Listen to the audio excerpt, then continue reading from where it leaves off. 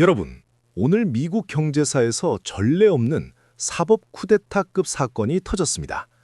도널드 트럼프 대통령이 자신의 경제정책의 심장이자 전매 특허처럼 휘두르던 국가별 상호 관세가 미 연방 대법원에 의해 위법 판결을 받았습니다. 이건 단순히 관세 좀 깎아주라는 수준이 아닙니다.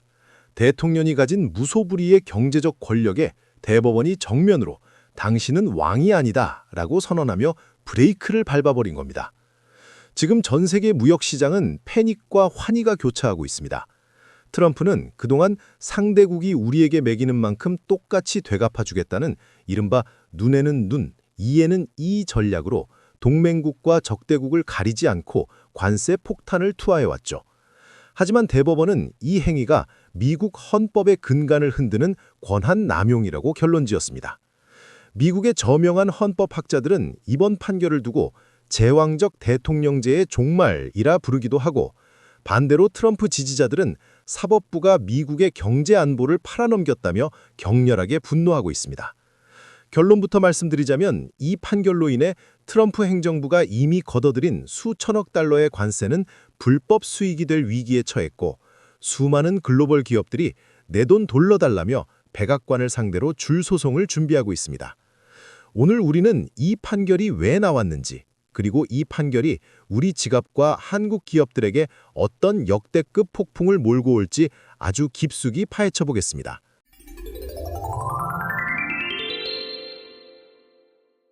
여기서 우리는 아주 근본적인 질문을 던져야 합니다.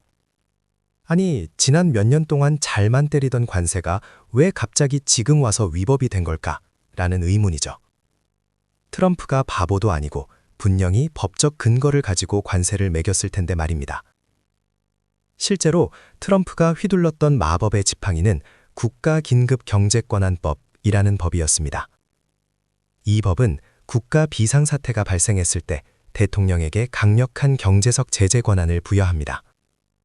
트럼프는 타국의 불공정 관세와 마약 유입은 미국의 국가 비상사태다라고 규정하고 이 지팡이를 휘두른 거죠. 하지만 대법원의 논리는 아주 집요하고 날카로웠습니다. 첫 번째 논리적 인과관계는 조세권의 주인이 누구냐는 것입니다. 대법원은 묻습니다. 관세는 무엇인가? 대법원의 대답은 명확합니다. 관세는 곧 세금, 텍스다. 그리고 미국 헌법 1조 8항은 세금을 매길 권한은 오직 국민의 대표인 의회에만 있다고 명시하고 있습니다. 대통령은 집행자이지 스스로 세금을 창조하는 입법자가 아니라는 겁니다. 두 번째로 IEEPA라는 법문 자체를 뜯어봤습니다. 이 법에는 대통령이 수입을 규제, 레귤레이트 할 수 있다고 되어 있지 세금을 부과, 임포스 텍스라는 단어가 없습니다. 대법원은 트럼프가 규제라는 단어를 본인 입맛대로 확장 해석해서 세금 징수로 둔갑시켰다고 지적했습니다. 시청자 여러분, 생각해보세요. 만약 대통령이 비상사태라는 말 한마디로 의회 승인 없이 전 국민에게 새로운 세금을 매길 수 있다면 그건 민주주의 국가일까요? 독재 국가일까요? 대법원은 바로 이 권력의 선을 넘었다고 판단한 겁니다. 6대 3이라는 압도적인 판결 결과는 보수와 진보를 떠나 사법부가 행정부의 복주를 방관하지 않겠다는 강력한 메시지를 던진 셈입니다. 이 복잡한 법적 공방을 아주 쉬운 우리 일상의 비유로 바꾸어 보겠습니다. 여러분이 사는 아파트 단지를 미국이라고 해봅시다. 그리고 트럼프 대통령은 이 아파트의 입주자 대표, 동대표입니다. 어느 날 동대표가 갑자기 공고문을 붙입니다. 최근 우리 아파트 주변에 외부인들이 너무 많이 돌아다녀서 위험합니다. 국가 비상사태. 그래서 오늘부터 정문을 통과하는 모든 배달 오토바이나 택배 차량에 통행료 1만 원씩을 걷겠습니다. 상호 관세. 처음에 주민들은 그래, 우리 아파트가 안전해진다니 그럴 수 있지 라고 생각했습니다. 하지만 시간이 지나니 택배비가 오르고 피자값이 오르기 시작합니다.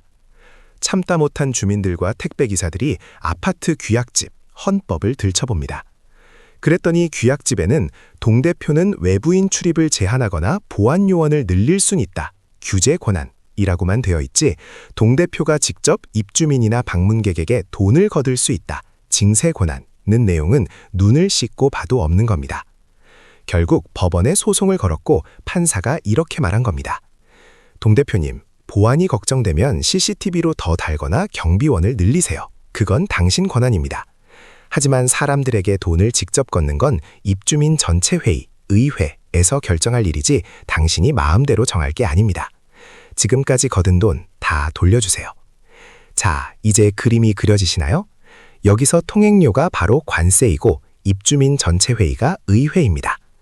트럼프 동대표는 지금 당장 걷어간 통행료 수천억 원을 뱉어내야 할 위기에 처했고 아파트 보안, 국가 경제 보호를 위해 쓸 수 있는 가장 강력한 무기 중 하나를 잃어버린 상황인 겁니다. 자, 대법원이 트럼프의 손을 때렸으니 이제 무역 정쟁은 끝난 걸까요? 천만의 말씀입니다. 여기서부터가 진짜 소름 돋는 불편한 진실의 시작입니다. 사실 이번 판결은 트럼프라는 사자를 우리에 가둔 게 아니라 오히려 굶주린 사자를 더 좁고 위험한 통로로 몰아넣은 꼴이 될 수 있습니다. 왜 그럴까요? 트럼프는 포기를 모르는 인물입니다. 대법원이 상호관세법으로는 안 돼라고 선언하자마자 트럼프 행정부의 법률팀은 이미 먼지 쌓인 법전들을 뒤져 플랜 B와 플랜 C를 꺼내들었습니다. 그게 바로 무역법 122조와 무역법 301조라는 더 무시무시한 칼날입니다.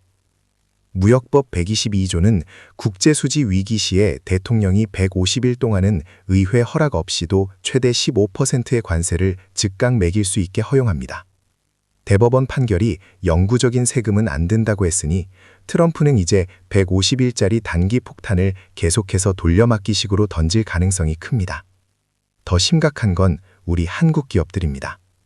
삼성, 현대차, LG 같은 기업들은 그동안 트럼프의 상호관세 원칙에 맞춰 공급망을 짜왔습니다. 그런데 이제 법적 근거가 흔들리니 이미 지불한 관세를 돌려받기 위한 환급 소송 비용에만 수조 원을 써야 할 판입니다.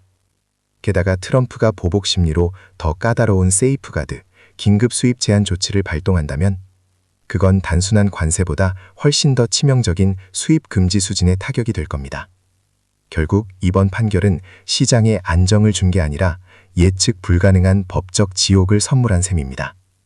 대법원은 헌법을 지켰을지 모르지만 글로벌 공급망은 이제 매일 아침 트럼프의 SNS가 아니라 법원의 판결문과 행정부의 꼼수 사이에서 줄타기를 해야 하는 처지가 됐습니다. 이것이 바로 우리가 이번 승소 소식에 마냥 웃을 수 없는 서늘한 이유입니다. 오늘 우리는 트럼프의 관세 정책이 맞이한 사법적 단죄, 그 이면의 복잡한 셈법을 들여다봤습니다. 미국 헌법은 대통령의 독주를 막아냈지만 경제전쟁의 불씨는 오히려 더 교묘하고 거친 방식으로 옮겨붙고 있습니다. 법은 정의를 말하지만 정치는 실리를 추구하고 시장은 오직 생존만을 갈구합니다. 이 세 가지 가치가 격렬하게 충돌하는 지금, 여러분은 과연 누구의 손을 들어주시겠습니까? 사법부의 이번 판결이 민주주의를 구한 최후의 보루였다고 보시나요? 아니면 급변하는 세계 경제 전쟁 속에서 미국의 손발을 묶어버린 자책골이었다고 보시나요? 특히 우리 대한민국처럼 수출로 먹고 사는 나라에게 이런 미국의 내부 법적 갈등은 기회일까요? 아니면 더 큰 재앙의 전조일까요? 여러분의 날카로운 통찰을 댓글로 공유해 주십시오. 여러분의 의견 하나하나가 우리 경제를 바라보는 소중한 데이터가 됩니다. 영상이 도움되셨다면 구독과 좋아요로 이 지적인 여정에 동참해 주십시오. 저는 다음 영상에서 더 차갑고 날카로운 분석으로 여러분을 찾아뵙겠습니다. 시청해 주셔서 감사합니다.